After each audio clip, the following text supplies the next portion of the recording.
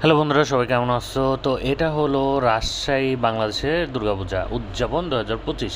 তো এটা কোনো ভারতের পূজা নয়, এটা হলো বাংলাদেশের পূজা, বাংলাদেশের রাজশাহীর পূজা। যদিও বাংলাদেশের মধ্যে বিভিন্ন ধরনের অস্থিতিশীলতা চলমান রয়েছে, এর মধ্যেও বাংলাদেশে দুর্গাপূজা উদযাপন করা হয়েছে খুব ধুমধামের মধ্য দিয়ে।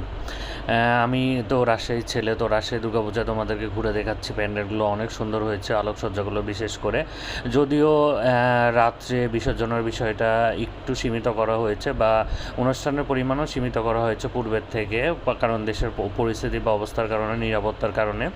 তো তারপরে এর মধ্য দিয়েও যতটুকু সম্ভব, বিশেষ করে আমাদের রাজশাহীতে উদযাপিত হয়েছে, নাটোরে উদযাপিত হয়েছে।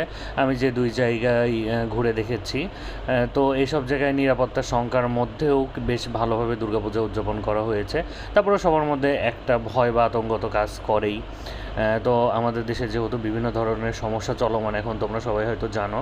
তো এর মধ্যেও মোটামুটি দুর্গাপূজা বেশ ভালো উদযাপিত হয়েছে এবার।